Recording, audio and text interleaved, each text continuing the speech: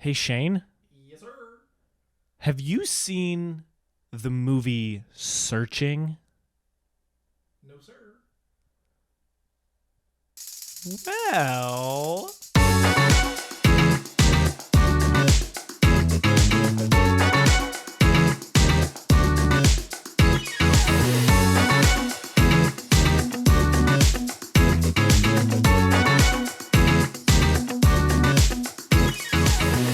you have now. I have seen Searching. Searching. Did you find that, like, after the soul searching of it all, you liked the movie? Yeah, it definitely took some introspection and some like really deep, like searching. Yeah, it just took some, it just took some soul searching. No, I have been I've heard of this movie when it came out. I remember it was kind of like a Sundance hit. Like I heard a lot of people talk about it, and then I just kind of stopped hearing about it.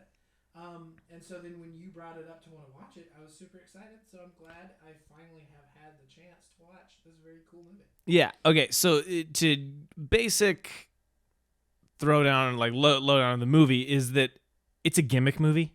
Yeah. It's a movie that takes place all on a laptop screen or a newscast, or it's not like a traditional movie. Yeah. It's supposed to be an investigation, all from the perspective of someone doing research and talking to people on the phone. And now with phones and FaceTime, that can be out in the wilderness or whatever. So that's like the conceit of the movie. And they've done this thing before and since, and it never goes anywhere. But this one I saw in theaters. Yeah. I went on just a quiet Sunday and was like, I'll see that. It doesn't look all that interesting to me. Like, it looks cool. The conceit of it is cool. The mystery from that told in that way. Right. But it was a gimmick movie, and I was like, gimmick movies never turn out well. Yeah. At least 80% of the time they don't. Yeah. But I went and saw it, and there's moments in this movie where the mystery element is so good, I'm doing one of these. I'm going, it gets the full lean forward from me. And I think that's really cool to show that you can get that level of a reaction in a movie where a lot of the reveals that do that aren't like on a character's face. It's not the Batman where you're seeing Robert Pattinson's eyes get wide. It's somebody on a screen slowly dragging a mouse and moving it to reveal the thing. Yeah. Like, that's it. Slowly highlighting the one important thing in the body of text. Yeah, and I think it's kind of masterfully done for how it's told. I mean, so your experience watching it this time, we watched it at home, and this is not a movie that you have to see in a theater. I did, and I thought it worked great in a theater, but it's not like cinematography, the movie. Right. This was my hot take. This was my review on Letterboxd. Was like, I think this is one of the few movies that I can think, one of the only movies that I can think of that might be better on a TV or a laptop. Yeah. Because I feel like watching this movie on a laptop would feel even more immersive.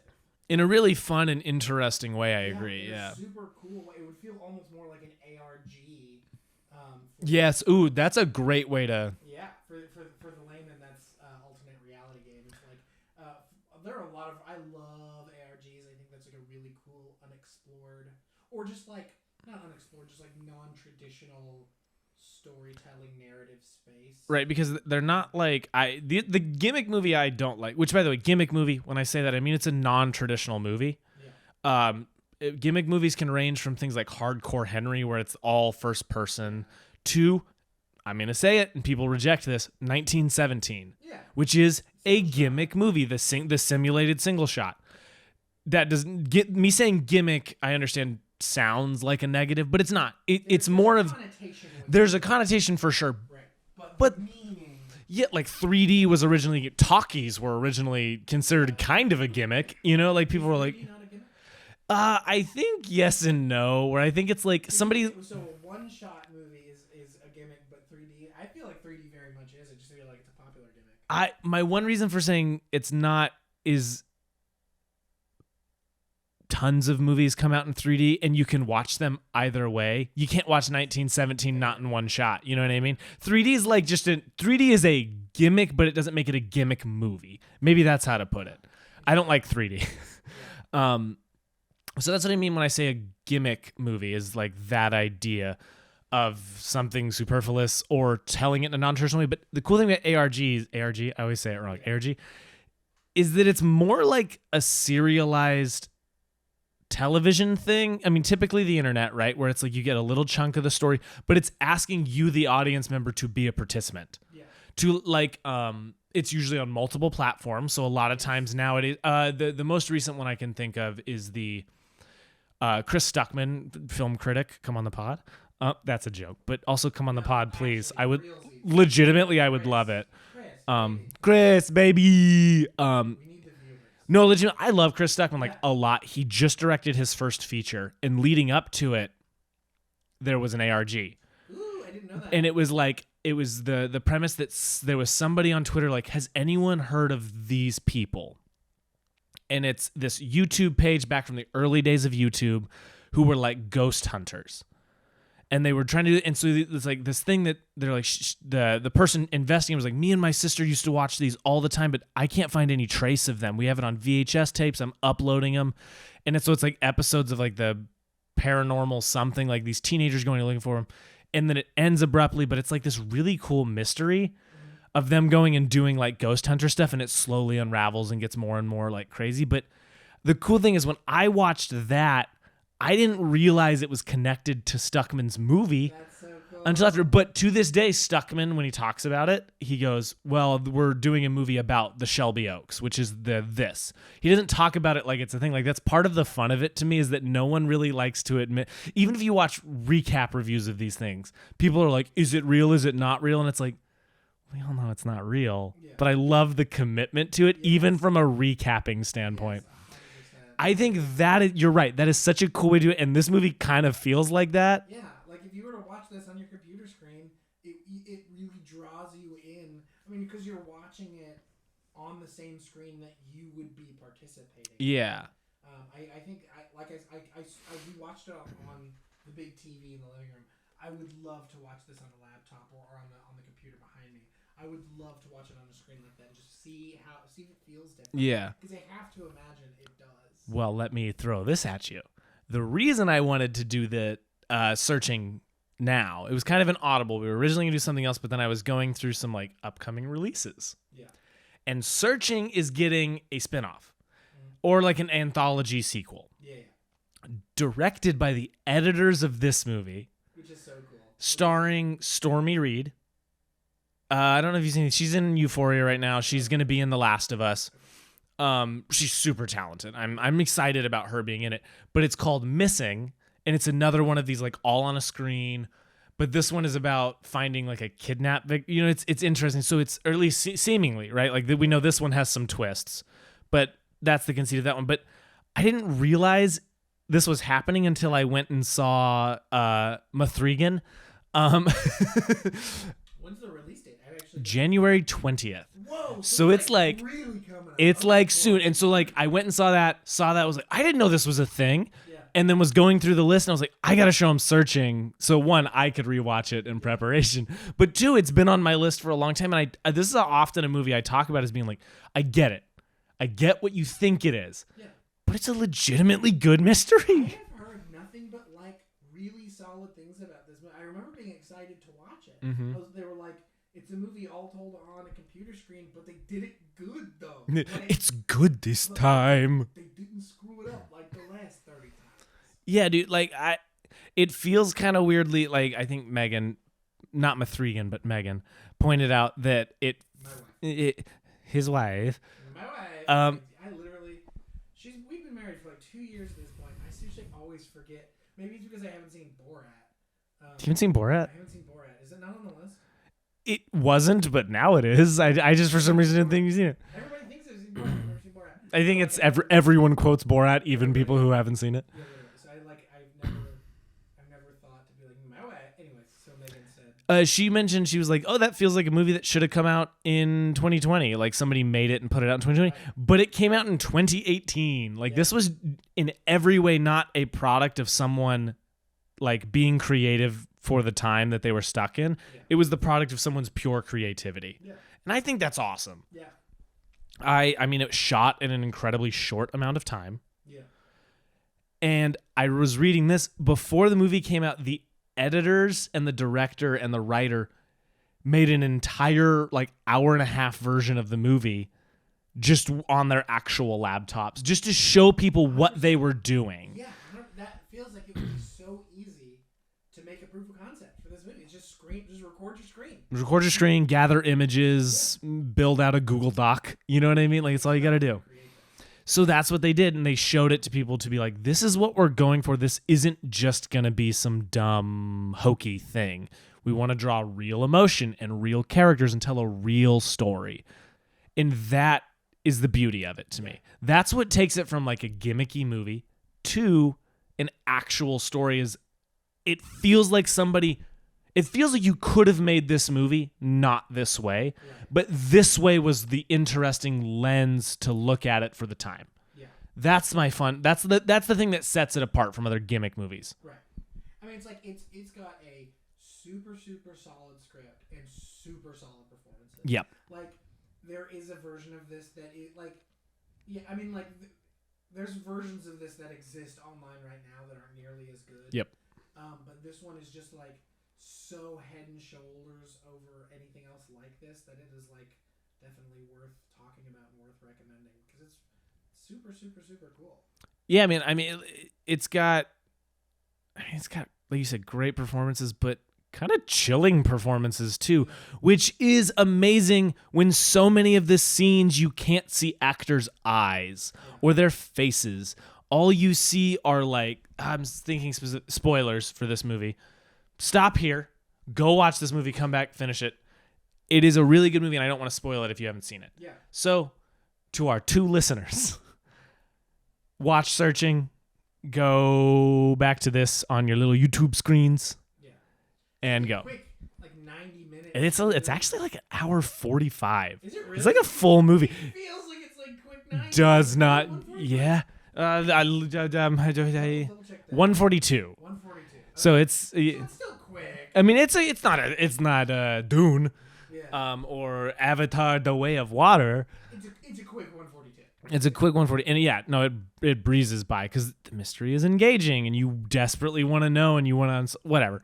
But the scene I'm thinking of that's like the most chilling, right, is when they're streaming her funeral because they believe she has died, and he walks in, slowly, and people are like standing up, and he's just like sitting down, like, and he walks over, and you're just watching it on this like. You see the rest of the screen and you're watching on this little stream thing and you can't hardly see anything. And then you see the cops walk in all around him and then you see her like realize and stand up and walk over. And that's kind of it. Yeah. But it's like, I'm like chilled. I'm like, don't know what's about to yeah, happen. you don't know what exactly has been done. Yeah. And you can only see the back of her head. Most of the scene is on John Cho's back. Yeah. It's so good. And it's so interesting because that's my big thing, I think, with a lot of theater versus film is film, you can see their eyes. Yeah. You know, like, again, I'm going to invoke the name of the Batman, but Robert Pattinson is so... People want the milky white Batman eyes from the comics and movies so bad. Yeah. And I understand. I am also a nerd and would love to see how someone would do that in a cool way. Yeah. But you glean so much from an actor's eye. A good actor will communicate everything with just their eyes. And then everything else is just icing. You know what I mean? And so like Robert Pattinson was so good in the Batman because there's so many scenes where all you see are his eyes and you get every emotion he's feeling. Yeah. This movie, like a lot does not have that liberty and it still works. Yeah, 100%. I mean, there's so many times I thought this movie was incredibly smart with how it was able to add as much shots of their faces and shots of them, like it was really smart with how it did that. You know, like they would FaceTime somebody so you see their face during the FaceTime call, and then once the FaceTime call would end, it would just leave the FaceTime window. The app open, yeah. They would just leave it open so they could still see. You could still essentially see their reflection in it, and they just left it open the entire time. Genius. Yeah. Genius way of handling it. But even then, like there are so many moments where it's like. They close the window or they cover it up. Or he like gets up and walks away to the other side of the room on the phone and you're not seeing his face. He's just like his body language and he'll sit down and he'll like drop like that and kind of talk into the phone as he's realizing, or he'll lay back and you're just kind of observing like life. Like it's so interesting. I have to give this movie credit.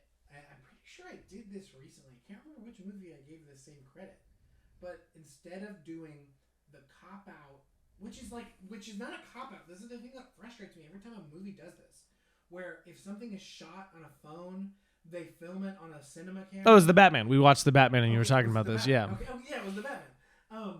And they like so often they like film it on a cinema camera and then add a bunch of shitty filters to make it look like a phone when you could just film it on a phone Yeah. or on a laptop and it would look so much more natural. It's like clearly they're doing other things. They're lighting the room a little bit, but like so often when it feels so naturalistic because they're just using their just using a laptop camera or they're using their phones or like that and like just like adding touches of making it a little bit more visible, adding a little bit more motion with some lighting, but they're not going crazy by trying to shoot it on a freaking cinema camera and make it look like a phone camera. Why not just film it on a phone? Yeah. These things can do so many. Like you can do so much with a phone camera now that you couldn't 5-10 years ago. That being said, this movie was shot 5 years ago. But still. Like I have to give this, and also not like trying to make the operating systems not look like Apple and Windows. It's like, guys, like nobody uses no everyday, like there are people who are using Linux, a bunch of Linux distros and all that kind of stuff, but like for this kind of movie, these everyday normal people wouldn't be using Linux and all that kind of stuff. Yeah. It's like we would know, like it'd instantly take out somebody if they were on something that wasn't a Windows XP, wasn't Windows XP or iOS, like, or not iOS, but Mac OS. Like we would instantly be able to recognize that as false. And so I like have to applaud the filmmakers for like actually using the real technology that people would actually be using. It's like, yes, it very much like dates this movie, but in like the best way. You know, the other interesting thing is all of it's ground up built. Like they didn't just screen record a laptop, you know what I mean? They just took the reference they did from real things and like did it so well that most people wouldn't notice. Yeah. Like most people just be like, "Oh, they just screen recorded and like zoomed in and stuff." See, it doesn't surprise me that they rebuilt it. That doesn't surprise me. But when I'm applauding is them like actually trying to make it look like the real thing instead of something that like looks kind of close or whatever. Like I don't know if they had to pay licensing or anything like that for Windows or for Mac. Windows, they might have. I know Apple products, they're fine with you using it as long as it's not the villain. Rian Johnson let that little secret go. So if you're watching a movie and there's one character using an Android, that's the bad guy. That's so funny. But yeah, like I have to give this movie credit for how it uses the technology and like they use it like real people do.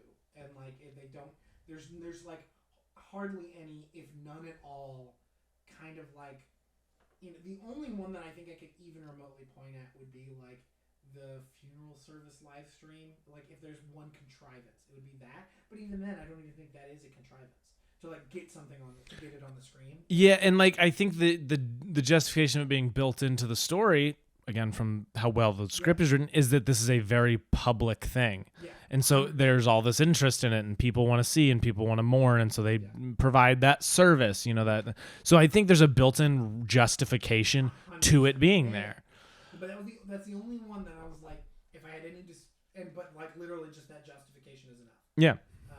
I think this movie is phenomenal from that perspective where it's just like so many movies are so afraid to make it just look like Google from 2006. Yeah. It's like, guys, you know what Google looked like in 2006. You know another You have to be afraid of it. another fun thing about this? It has a happy ending. Yeah. Like I literally while watching it got anxious because there's mystery ideas I have that are way more in the vein of like Seven, where they're like dark and they do not end well.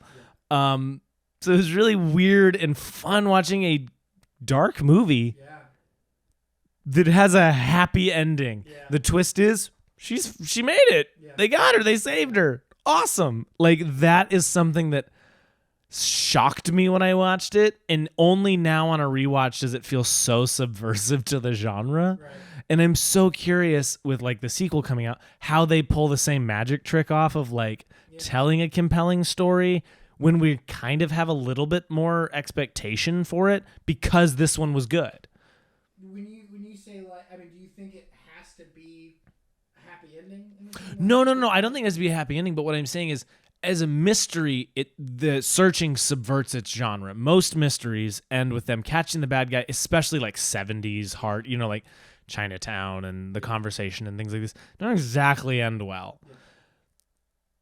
But the interesting thing about this one is it does. And that feels like such a subversion. So I'm curious how Missing will set itself apart from a story level. Because it's got the quote-unquote gimmick, but I'm curious what it's going to do as a mystery to make it as engaging, because the magic trick of this movie is that the mystery is so good, is that it's so compelling. So how do you do that twice when we, the audience who have seen Searching, who like Searching, come into it and go, well, it better be good. You know what I mean? I hope it doesn't fall into the sequel issue where they're like, do the same thing again. It's like you need to find some angle to twist it and make it better. It's kind of like Knives Out and Glass Onion. Glass Onion is an incredibly different movie from a structure and a tone standpoint, but it still feels like it subverts the mystery and whodunit genre in the same way that Knives Out did, but taking a completely different route. So I'm curious if this movie will do that, what the story is. I mean, all those things I find interesting with sequels, especially sequels of like mystery and detective stories. Yeah, I don't know.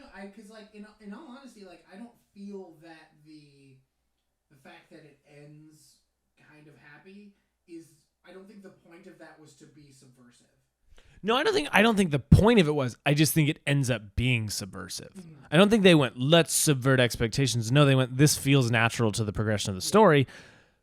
But sometimes the natural progression to a story is subverting a genre or subverting a trope to a genre. Yeah. That's more what I'm saying.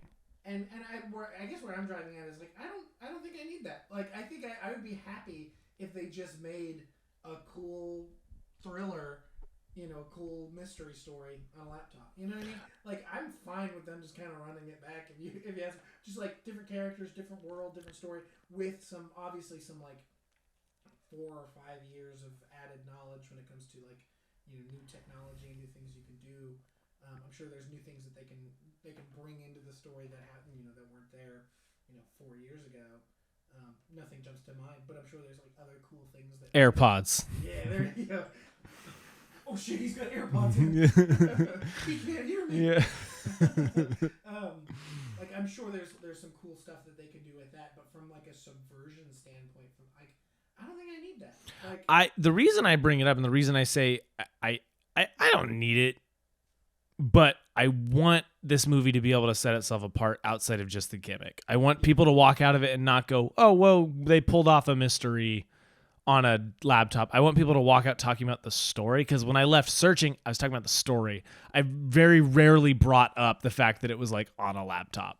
I was like, oh, it's this movie and you're watching it from a laptop screen, but like it's all this stuff happens and it's this really emotional story. I want this new one to be that. I don't want them to get just, okay, tell a serviceable mystery from this lens and lean on the lens, because Searching does not do that. Searching doesn't lean on the lens. But what I'm saying is like the thing that made me like the story was not the fact that the ending was subversive and being a happy ending. Like I think the story is just solid. I think we're semantics talking here. Like it's like I think I agree completely. Where it's like I want the story to be front and center and to be the best it could be, but it doesn't have to subvert expectations of the entire genre. But do you not agree that, I mean, we were seeing this right now with superhero movies. We saw this with Westerns. We saw this with comedy, where it's like a big problem. Most people walk out of like superhero movies, just examples, like is the same as all of them.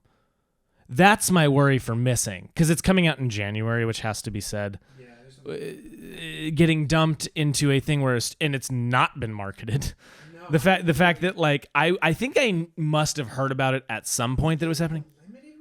I don't even know. Well, I mean, I was just at a Cinemark and they showed a trailer for it. I mean, I can't imagine it's a limited, but I can't imagine it's at the forefront of a lot of exhibitors. Yeah. That being said, like, what's the January slate? Like, I don't know what it's coming out with. I mean, it's gonna be what, Avatar. Yeah, Avatar, Mithrigan. And the tail end of like Babylon. And all the other. The box office smash Babylon. It's actually horrible that movie bombed. That sucks. I've heard nothing but bad things. Well, I disagree. I've heard a lot. I've heard very mixed things. I heard some people absolutely love it. Like it's like their favorite movie of the year, or they're like, wow, this movie's long and weird. You know, the funny thing about it is every time I hear somebody praise it, they go, "Oh, the 12 of us who liked this movie." Yeah. They always put the weird caveat to it. And I'm like, why are you shooting your argument in the foot? Right. Stop. Just like it. Like, I've seen a lot of people kind of take that stance of like, yeah, it's not popular, but I really, really like what it is. I've seen quite a few people. I want to see it. I'm going to see it in theaters because I want to support it because I like that a studio gave Damien Chazelle $80 million to do just the biggest and weirdest thing. And it sucks that it bombed, especially in a time when, like, I get Avatar 2 is a sequel and there's all this other stuff behind it, but like, and Top Gun Maverick's a sequel too. But I've seen some people talk about how 2022 will kind of be marked as the year that the superhero genre started to fade out and that people wanted something different. So it's interesting that a throwback, star-studded epic failed. I don't know. I think it's interesting. We're not talking about this movie neither of us have seen. Yeah.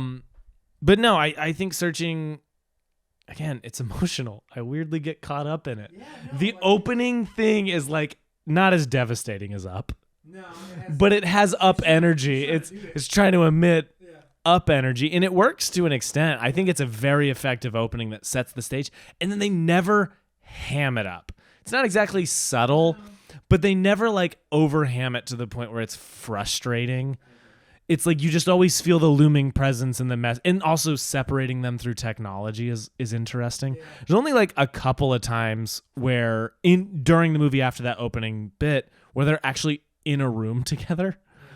Very few moments, and I love that. I think separate them with technology, but we, the audience, are still hearing them have a conversation, so we kind of do it. Right. So when he walks in the room at the end of the movie while she's streaming, and he can't say the one thing she needs to hear, it's like the first time we've seen them in a room together since the opening monologue. Okay, yeah. Not monologue, since the opening sequence of the stuff, and even then, I don't know. We really see her as not an adult, but as the high schooler that she becomes for the rest of the movie, and him together, Right. outside of a couple of shots. Yeah. Because he's usually behind the camera, and it's like whatever. But so what I'm saying is, images are important in cinema. They telegraph things. Wait, So what? don't even. Too many people. So them in that room together is so effective for the same reason it would be effective if it was a normal movie and you never saw them in a room together. Yeah. The fact that it's on a screen.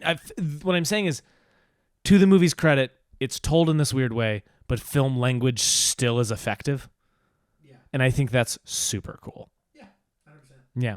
Yeah, this movie, the direction behind it and the writing behind it were incredibly smart and incredibly well done to like still make it not let the gimmick take center stage. Like, it very much is like gimmick first, but everything behind it is so solid that it like kind of didn't need the gimmick to be solid. You know what I think of it like You could The do. Sixth Sense, right? We talk about The Sixth Sense as having one of the best twists in cinema history. Yeah. It's a great movie without that twist. You take that twist out, still a banger. Yeah. Like, I'm still into it. Yeah. So I think I'm obviously that's cinema, right? Like it's composed of very specific things. People like to rebel against structure, Yeah. but structure is there naturally. Mm. If you're telling a good story, you'll go, "Oh, wait a minute, there's a structure here. There's a first act, there's things that happen in that first act. There's a midpoint twist, there's all these things, right?" Like, now to a degree you change it up. Glass Onion being a great example of how to a midpoint shift, master of the midpoint, Rian Johnson. Yeah, you're exactly right. It's like it doesn't need the gimmick to be good. Yeah. It just is. It just is a good movie told in a weird way. Yeah, honestly, I feel like so many of these other gimmick movies where it's like it wouldn't be the same movie without it, and this, like, I feel like you could tell this not on a computer screen. What are the other? Unfriended was another one that was like all on a computer screen. I know there was one in 2020 that I can't remember what it was called. There's been several of these throughout since essentially Skype became a thing, and they were like, "What if we did this?" But other gimmick movies, I think high frame rate's a gimmick. I think movies with high frame rate, like Gemini Man, maybe not a gimmick movie because most people didn't see it with high frame rate, because you know what isn't available most places? High frame rate. But the thing everyone complains about in the new Avatar movie, everyone who's seen it with high frame is like, this is kind of blue. Yeah, I completely, I definitely think that high frame rate is a gimmick that I will never understand because no audience has ever liked it. Yeah. They've tried it like 5 times at this point, and every time Gamers, dude. Gamers. Yeah, like, well, gamers rise up, but like at the same time, I don't think gamers are clamoring for movies to be in high frame rate. You are right. They're not clamoring for it, but I think there is something to be said about, like, I saw a tweet. Somebody. This is stupid. Putting movies that were not designed to be in high frame rate into high frame rate is dumb.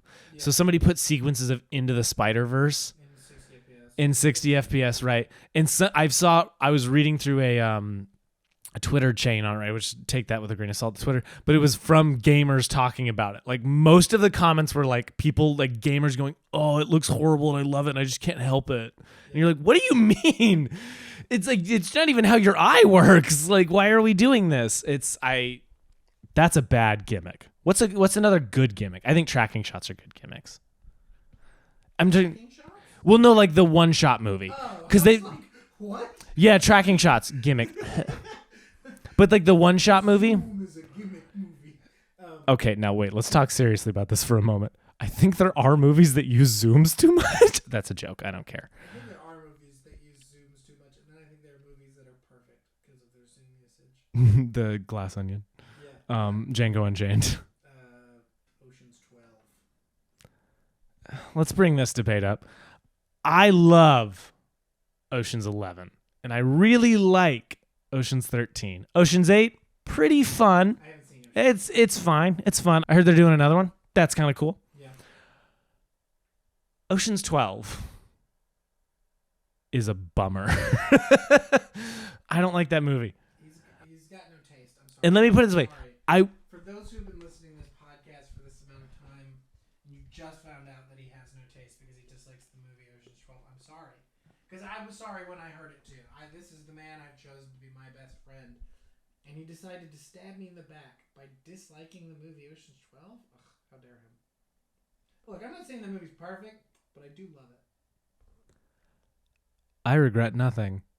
And Ocean's 12 is the worst one by far. I haven't seen Ocean's 8, but I mean, like, look, I'll agree it's not as good as Ocean's 11 or 13, but I don't think it's as far away, like, it's not as, like, easy of a decision as you make it. I'm going to throw this out there too. I watched it and then a year and a half later watched it again because you told me how much you loved it. And I was like, I still don't like this movie. It's because he watched it alone by himself and he is a sad man. I'm sad for a lot of reasons that don't involve watching movies alone. Like, that is not where the root of that comes from. You need to be in a room. You wouldn't go to a movie alone, right? To a theater. Sorry, we're not talking about searching now. Would you do it? Have you done it? No. For me, I've got Megan and I've got you. So like I've known like I've never had the opportunity to, in all honesty. You've never gone, I'm going to go see Barbarian alone. You've never had that? No, because like the vast majority of the time, I like want to see a movie in a theater. Megan also wants to see that same movie in the theater, and so I'll go with her because I don't want to do it without her. Interesting. Because I know, or if it's a movie she doesn't care about, I know you'll care about it. Well, I care about every movie. That's not an excuse. Exactly my point. And so it's like I don't know. I like going. Let me throw this your way. I think you should do it just once to do it, and I think you should do it soon so we can talk about it. Just the experience of seeing a movie by myself. No, genuinely, this is not me kidding. I think it's liberating. What I'm saying is there's a liberation to going to a movie and not sitting next to someone and having at any point in the movie going, I wonder if they're liking this. Especially when you pick the movie, because so often when I go to movies, I'm the one picking what we're going to go see. I love going to a movie alone because you get to. I went and saw. This is an example of a great. I almost went with a friend, and I'm very glad I didn't. I went and saw Schindler's List in a theater. There were 4 of us in the theater, but I went by myself. That was like a transcendent experience, seeing that alone. I didn't have to worry about anything or anyone except me and how I'm taking in the movie, and I do that quite a bit. Like. There are movies, I like Top Gun Maverick, I went with people because I was like, I want to see this with a group and I want us all to have a great time. But There's a lot of Mithrigan would have been fun with a crowd, but not because I went with someone. You know what I mean? There are times where I've gone to movies alone and I've been like, I really wish I wasn't alone right now. This is awkward.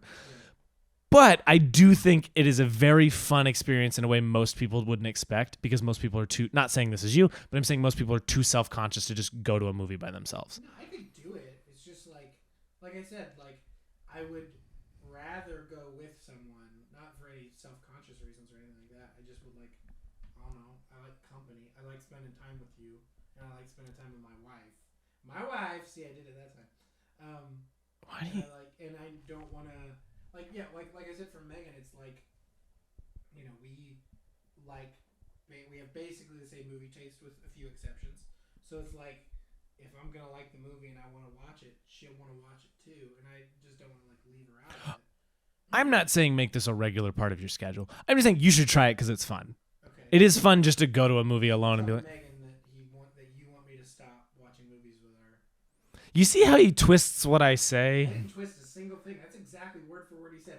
I have it in writing on the podcast. You literally do not, because what I said was, No. don't make this a part of your regular schedule, but you should do it just to experience it. Yeah, experience what it's like without Megan, because you. Can I end the podcast? This is stupid. No. Go to movies alone, kids. It's fun.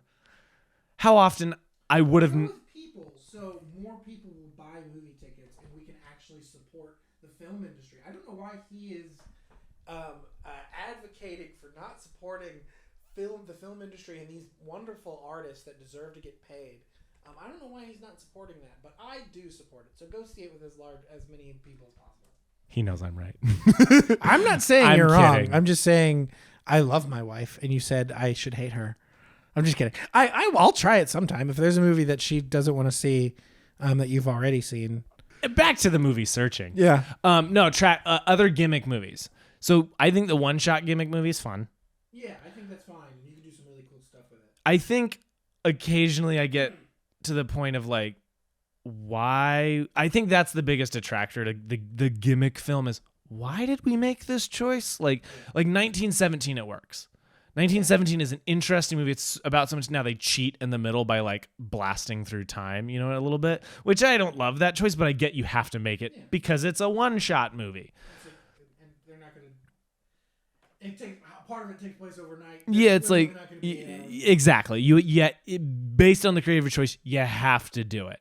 Other gimmick movies, I think the one location movie is in some way. I think that's like teetering on the line, where I don't think it's a gimmick, but those movies almost always seem like stage plays, but shot on film, and you can always feel we're in one location. Now, I don't think that makes it a gimmick movie. Yeah. What I'm saying is that's touching the line of like, this is almost a gimmick because it will always be talked about that it was in one location. All right, what are your thoughts on like shot on iPhone only or shot on like crappy camcorder only? I think that is entirely dependent on who is behind the camera. Yeah. I think there are like filmmakers who have done it who could afford big cinema stuff and they did it to prove a point, and I don't love that. Yeah. I'm like, use because there's like iPhone always does those commercials, right? Which are cool to see what you can do if you had like a big budget with just an iPhone. But you and I talk about this a lot where it's like, if you have even a DSLR, it's better than your iPhone because you can have actual depth of field and actual control over the settings. Like the movie Tangerine, for example. The Tangerine? I think so. All shot on like an iPhone 5S or something, like the low, whatever. I think that's cool. I think that's a cool premise, but sometimes you'll see it where it's like, why was this shot on an iPhone? Yeah. Why are you doing this, Soderbergh? That's the thing. That's the frustrating thing is like there are so there's like Blair Witch Project where it's like it's not shot on a phone, but it's shot on like a crappy camcorder. But that works for the story. Mm-hmm. It's part of the narrative. I haven't seen Blair Witch, but I know enough. But like. So that makes sense to me for that. But then for iPhones, it's like, unless it's brought into the narrative as to why this would be shot on an iPhone. Because it's always super clear that it's shot on an iPhone. There's no reason for it, so I do it. It's like again, it's to prove a point more than it is for like narrative reasons, or it's just like, okay, we know we can do it on an iPhone. Yeah. Well, it looks like an iPhone. That's the reason why nobody does it on an iPhone. So it's like, if you're gonna do it on an iPhone, bring it into the narrative. do what Searching did and bring it into the narrative. If that's all you can afford, make a movie about something being shot on an iPhone. Well, I'll say this. I think if it's all you can afford, I think it's fine just to shoot on an iPhone without bringing it up. But if you're Steven Soderbergh, that's different. That's where I agree with you. Well, let me ask you this: is Blair Witch the found footage movie a gimmick, or has it been popularized enough that it's no longer a gimmick? Oh, it's still a gimmick. If the one shot is a gimmick, then it's just not. But I think more found footage movies come out than one shot movies. Like one shot movies are still kind of rare. What is it? What's the definition of gimmick? But that's what I'm asking you. I'm not asking you I'm just saying in your mind is that still a gimmick? Even though like I don't know, it feels like a bunch come out every couple of years. There's a couple versus every 10 years you'll get a one shot movie. You get the movie. What was it? Chronicle? Is that the one about the superheroes? Yeah, that's actually a pretty cool movie. Yeah, I mean gimmick. I mean it's a gimmick. Yeah. I think found footage is still a gimmick. It's like it is rising to the point of like genre almost. Yeah. You see, and that's the good thing is like genre. It would be if any of them were to like lift out of the gimmick into its own thing, it would be because medium or genre. I would quite genre because you can tell. And this thing, yeah, most of them are horror, but you do get Chronicle, which is a superhero drama. You know what I mean? Like, or what's that movie? End of Watch. That was The Jake Gyllenhaal one. That's what we're talking about. Yeah. found footage? Yeah.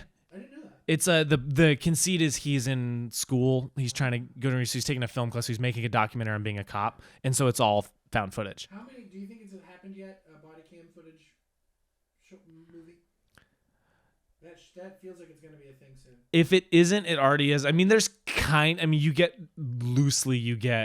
Hardcore Henry that is. Like a cop body cam. I mean, that has a lot of like body cam footage with like the hands and stuff. It's got a lot of it, but it's also him with like a camcorder and them passing it around and stuff. Like, it's a found footage, yeah, but it's a cop procedural drama kind of whatever thing. Yeah, I think found footage is still in gimmick camp, but I don't think it's like not the same as like high frame rate, you know. Yeah. Where it's like there is a negative connotation with the word gimmick because of things like Yeah. Oh, but yeah. nobody likes it. I don't know why they keep trying it. Yeah. I mean, even like 3D to a certain extent, it's like I still think that's a gimmick. But it's not a gimmick movie. But it's not a gimmick movie. It is interesting. You can watch it in other versions. It's not a gimmick movie. Yeah. It's not an intrinsic part of it, but I mean, because the same goes for like high frame rate movies. Like usually, all of those, if not all of them, have a 24 FPS version. Yeah. Because like at a certain point, you could. I think some people would say like the volume is a gimmick. You know, this idea of lighting a scene naturally with this thing, but it's like no, it's not. It's just like another tool. The line is interesting. Is where my point here is like. The medium you're using to tell a story or the lens you're looking at a story through, again, Searching could be told as just a regular mystery movie, but it's they picked an angle and shot it from that angle. Dude, there's one gimmick. Oh, there's the one I was trying to think of. Sorry, there's a movie told from the perspective of a flashlight. It's a horror movie, and it's like a Blair Witch style horror movie, but it's the flashlight is what we're looking through the whole movie. So they'll like drop it down and Is it like a feature film? yeah. That feels like that would be nauseating. Yeah. I'm positive it is. That feels awful. Yeah. Yeah. Yeah. I have to imagine. That's really, really funny. Anyway, what were you I saying? think the most famous gimmick, type of gimmick movie that I'm so tired of. I think we should really end this shitty, awful gimmick is animation. Yeah. It's an awful gimmick. Screw that. We need, just moving the camera. I think moving the camera is a gimmick. Like, locked off, panning and tilting only as naturalistic as possible. No lights. Get your lights. Turn This lights. you're describing literally the Dogma movement from the 90s. I know. Yeah, it's like, that shit's good. Yeah, just- I want it shot on shitty VHS tapes and only what can actually be filmed in real time. So go. Yeah. Script, never heard of it. Who is she? Who is Script? Yeah. Sarah Susan Script. Anyways, I think, I definitely think, like, finding the line between, like, gimmick and medium and, like, gimmick and, like, tools is an interesting line. But I feel like it's I can't remember what like congressman or like Supreme Court justice or something. They're talking about like pornography. It's like I don't know how to define it, but I know it. But you know when you see it. Yeah. It's like I feel that very much with like gimmick movies. It's like yeah, this is a gimmick. Yeah. But it super works. It's like that's the thing for me. Is like as long as you bring it into the narrative in a meaningful way. Especially with a movie like this where it's all on a laptop, where it's like Right. you have to point the finger that it's all on a laptop. It's just like every time they do it, and they're like, "There's no reason for it other than for shock value or to prove a point." I hate those. It's like Yeah. I don't need that. It's like Hardcore Henry. It's like why? Like why do I need a POV movie? To be clear, I've only seen half of Hardcore. I don't even think half. I think like 30 minutes of Hardcore Henry. I'm kidding. I'm mean. Does that movie have Defenders? I honestly don't know. I'm sure it does. Every shitty movie has Defenders. Who? Yeah. Not to say that Hardcore Henry is a shitty movie. That's what I'm saying. But I mean, every movie like that has Defenders. I'm sure there's some merit to Mhm. it. But like, man, you know what it reminds me of? The Nathan Fillion Uncharted.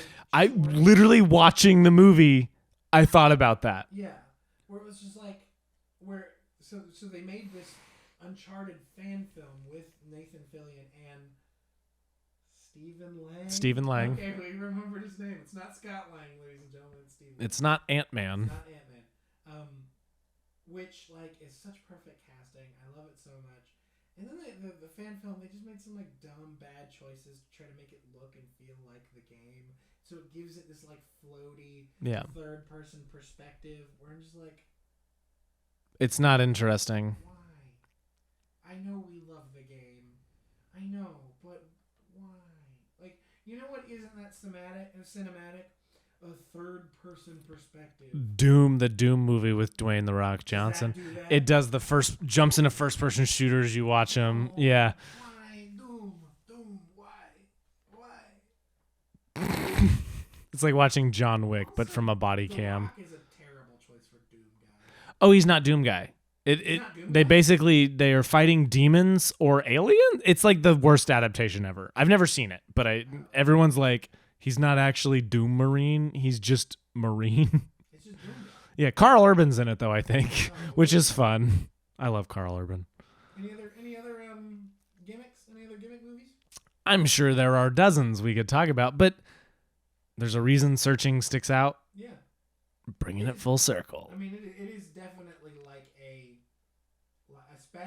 especially for the like on a laptop Mm-hmm. kind of thing is like far and away the best one that I know of. Yeah. It definitely has the best reputation for sure. I mean, because it just feels like a movie. You know what I mean? Like about halfway through, I just give up on the laptop thing, and I'm just like, I'm engaged in a mystery. Yeah. Because we talked a little bit about Kiss Kiss Bang Bang not engaging us as a mystery, which like this one fully does. Fully. I'm fully invested in This figuring movie it would out. not have worked in the same way that Kiss Kiss Bang Bang does work, Yeah, even though the mystery isn't like the mystery's whatever. This one, without it, it would not work at all. Yeah, Without it, yeah. The mystery's like super solid. But I think that whether or not it was on a laptop or not, you know what I mean? Like that again, coming back to that idea, is like it didn't need it. It's just fun that's how the angle they took on the story. Right. Because I feel like they knew that was what a lot of the investigation would have to be. Yeah. If they just wrote it as a regular script, would be him on a laptop. So like, why don't we just Yeah. make it on a laptop? It's a lot of phone calls. You know what's kind of a different way to shoot a phone call? A FaceTime thing showing a guy, or just being a FaceTime call with all the other whatever. Anyway, I'll guess how much this movie cost. Do you actually know? no, I do not know. $1 million? $880,000. That's cool. I mean, that's literally just the actors. Yeah. That is literally just the actors and like what, pulling the car out of the lake. Yeah. A couple of locations to film that stuff in, you know? Yeah, I mean, like literally, like a pond, Yeah. a church, A ravine a ravine. where you can get the guys going. Like, it's literally nothing. Yeah, That's super cool. I love that. I love literally, that. Like, $800,000 of those dollars literally went to Deborah Messing and John Cho. Like, that's like it.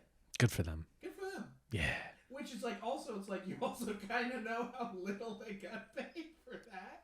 Well, that being said, it very much feels like they were like, "Oh, this is really cool." no, and I was gonna say, I have to imagine they looked at it and went, "This is a cool script," and I feel like it's gonna be an interesting acting challenge that does not come a lot of people's way, Right. I bet and so they jumped on was it. On set for like a week. Yeah, You know what I mean, it's shot in like 12 or 14 days or something like Oh, that. Like, was it really no, that short? well, yeah, because so much of it is just animating the stuff and dropping in the. Yeah, it was a quick shoot.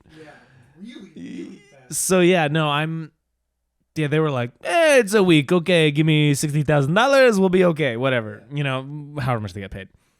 Yeah, I have to imagine like the vast majority of that went to literally those. Well, and that's the fun part about this movie, you know, the concept of like one for them, one for me. It's fun that this was the one for like me. You know what I mean? I like that these actors chose to do it because I could also see that I could see this working with a bunch of actors, but I think they specifically bring something to it to make it interesting. I feel like you're leading me somewhere. I'm not leading you anywhere. Because here's my thing. In retrospect, I think I like her performance more. But like as I was watching it, I was like, there's something weird here. And maybe that's because she was going somewhere with it. You know what I mean? With what the movie, how the movie ended. But like I was just like, why am I not there with her? You know what I mean? Like there were just so many times where I just wasn't fully present in what she was doing, and so like maybe that was like actively a choice. I do think it was a choice. Yeah. I think it was her knowing, you know, knowing the character and what happened in the twist and stuff. Not even me. Like I'm not trying to talk shit. I was just like I wanted to see if you felt the same way. I see what you're saying. I don't think I felt the same way though. I think I was kind of with her just because talking on the phone can be awkward. You know what I mean? Like right. Everyone's a little different when they talk on the phone. They're a little less loose, you know, they're a little tighter. So like I kind of read into it that way, I think maybe. Like even him when he's talking to her, he's a little bit like, okay, you know, whatever. Right. Just a thought. I thought John Cho was amazing. I think he's genuinely so good. He's really, really great in this movie. It's like, yeah. Like it's not Oscar worthy, but it's like super solid. Like, it's a good performance that he pulls a lot of emotion out of very small moments in, and I think that is something that not a lot of actors can do well, and the ones who can get these weird cool roles. You know what I mean? Like it's so funny, and I it sucks because like he was Spike in Cowboy Bebop, the live action one, and like I've heard it's not good, but I haven't watched it, but I've heard he's good as Spike. Like I've heard he understands the character and plays it really well, and I like that. I like when a nerd gets to do cool stuff. Anyway, Searching is awesome. Yeah, I really like it. Super solid. Super glad you added it to the list. Yeah, because like it's one that I've been interested in. Like I said, like remember when it hit Sundance, it was like a lot of people were talking about it. And I just like kind of haven't heard about it since, and so I was like, you know, every time I like see something, I'm like, oh, I need to watch that. I heard that's good. Yeah. So, do you have any lessons, like any things that stick out super well, or? I mean, it's just like I think, again, as I preached about earlier, it's like don't be afraid if something's shot on a phone, if something's using a computer, don't be afraid to just use a computer or shoot it on a phone. It's like I understand like it will look dated 8 years from now, but it's like everything will look dated. It's like we can't ignore. If you put technology in it at all, it's gonna look dated. Like I feel like in the like 90s and 2000s, up until even some movies now, they're like so afraid of looking like they were of the time. But it's like the minute you're driving a car, it's you know what I mean. It's like because technology moves so fast now. It's gonna happen no matter what. Yeah. Just embrace it. Embrace the time period you're in, and just and do it full out. Because those limitations will add things. You know what I mean? I think that like that's one thing that feels very cool about this movie is like they're like we have to do this. We can only use what is actually possible and what actually exists. And then like let's try to tell a story through that and not try to make up any bullshit that doesn't exist people aren't actually doing online. Yeah. So it's like I think those constraints are actually liberating because it focuses you right to the point. So it's like I think just embracing your limitations and making the most out of them. Mm-hmm. You know what I mean? Like even the $880,000 budget. This movie could have been made for $1,000. Yeah, enough to. Well, other than some of the like exterior stuff, other than like literally. Yeah, but even then, if you shrunk down that Yeah. budget and showed stuff slightly differently, Yeah. why not? Yeah, with specifically the exclusion of the car in the lake and her on the cliff. Yeah. Like, those two things alone, like you could tell a story for $1,000. Yeah. Yeah, completely. A few days and $1,000 for the actors. It's like it would cost nothing. Yeah. And that's just like super liberating. That's super cool to like know that like as long as you have like a solid story idea and like embrace your limitations, you can do something really cool with it, like this movie did. Yeah. What about Good you? lesson. There's a lot I could talk about. A lot of what you said. A lot of what we kind of talked about before. Of like, whatever the hook of your movie, it still has to have an emotional core. It still has to have all the regular things cinema requires I was to gonna hit on that. to tell a good story, regardless of how you're framing your visuals or your narrative or whatever you want to say. But what I want to talk about is setups and setups and payoffs. Yeah. That is something that every mystery movie has to have. Seven has them. Other mysteries. No. I'm just gonna talk about a couple Fincher movies then. Seven has them. Gone Girl has them. The Girl with the Dragon Tattoo has them. Zodiac has them. Like, I'm trying to think. Prisoners. This is a good one to talk about. Prisoners has moments where you realize something, where you just clench up, and they use setups and payoffs as like fear-inducing. You know what I mean? Him singing that song, where it's like that's the song his daughter was singing, and then he hears it quietly, but oh so quietly, and you're like, that's the song, and like you just kind of, it's really interesting. But every mystery specifically has to have them. You have to give your audience the answer without letting them know it's the answer, right? This movie does it with the picture of her at the construction site with the guy that she frames for the thing, but it doesn't show this shot of it like gliding over and stalling just long enough on him for your brain to realize. It lets you scan the photo like normal, but it zeroes in on her at the forefront, passing the guy. You know what I mean? So you look over him, your brain gets it. It's like even you said, you're like, I thought I recognized him. But you don't know until they reveal it, right? Unless you're just super keen and like super whatever. I was watching it literally thinking about a mystery idea I have, and I've been struggling with a couple of those setup and payoffs and how to telegraph ideas and how to make them not just superfluous. And this movie was like, watching it again, I was like, oh, that I could play that kind of card where it's this and you just literally have a character pass by, whatever, right? Gave me a bunch of ideas for this thing I've been working on, the thing I've been stuck on for a long time. And now I like revitalized that idea. But setups and payoffs are so important in any genre, but particularly in mysteries. 100%. And you have to be able to nail them. And there's a line where you can go too far, and I think Searching is a great example of a movie that rides that line incredibly well. Like I can't think of a single one where I like gave everything away for me. And I think that's super, super worth talking about and worth studying. So if you watch it for that, you'll learn something. Yeah. Good.